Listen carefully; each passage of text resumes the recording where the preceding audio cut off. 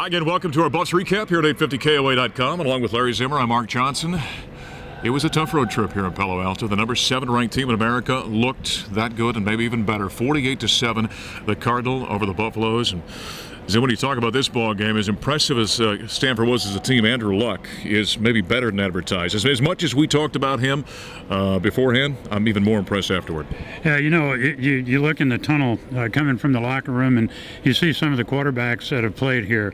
Elway, Frankie Albert, John Brody, Plunkett, Stenstrom. and you go to Steve Stenstrom, and I tell you what, this guy will stack up with any of those. I'm impressed, and it was great to see the guy in the flesh. You've seen him on television, but only when you see him operate at the line of scrimmage and how he runs that football team, it's really pretty impressive. And it really took a toll on Colorado's defense, Mark. I think they started the game. They had a great effort throughout. Yep, no doubt. No question about that. But, as the game wore on, they were on the field so much.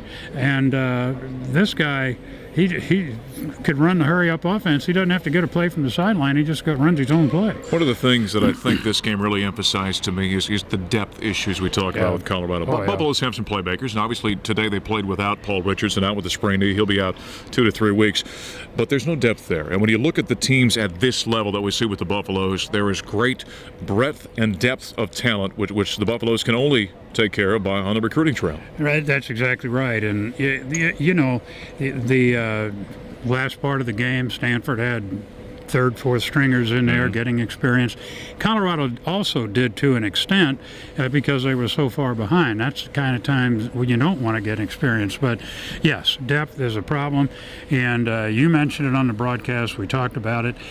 This is the type of football team that John Embry would like the Colorado Buffaloes to be. Yeah. And I can't think of a better team you want to model yourself after.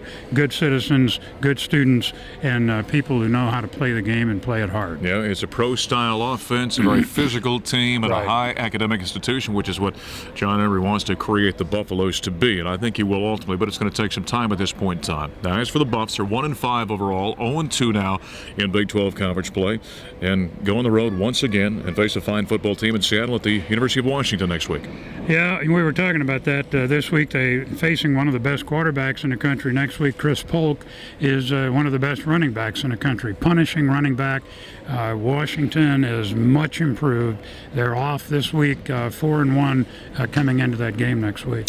Well, it's never easy from the frying pan into the fire for the Buffaloes next week. We'll come to you from Seattle, 11:30 on our flagship 850 KOA with the Buffalo Stampede. Our network affiliates will pick up at 12:05, and then it's a kickoff between the Buffs and the Huskies. A little sailgating before that ball game as the boats will come up and get ready for the game against the Huskies. At least we're visiting some nice places. No, there's no doubt about that. Yeah, it's no longer Stillwater in Manhattan. It's San Francisco and Seattle, but yet the Buffaloes lose. Next week, once again, 1:30 kickoff, Buffs at Washington. For Larry Zimmer, I'm Mark Johnson. Thanks for being with us from Stanford Stadium, 48-7. Number 7 Stanford impressive over the Buffaloes. This has been our Buffaloes recap on 850KOA.com.